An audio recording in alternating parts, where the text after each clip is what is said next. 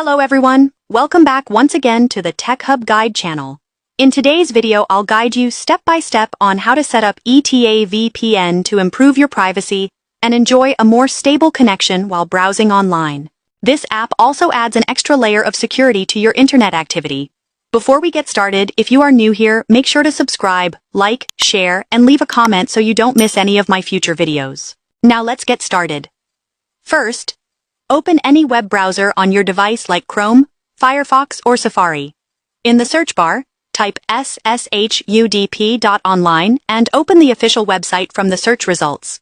Make sure you are accessing a trusted source before downloading any application. Once the website opens, tap on the menu icon, 3 lines, then select Hindi, and after that tap on Free VPN. Now scroll through the list and locate ETA VPN, then tap on it to open the download page. Tap on Install to download the app, and once installed, tap on Open to launch it. After opening the app, you need to do a few simple settings. First, tap on the menu icon at the top and select Update Notes to update the app resources for better performance. Next, tap on the Network Selection option and search for UDP. From the available options, select UDP Global if available. If it doesn't work in your region, you can try another network from the list.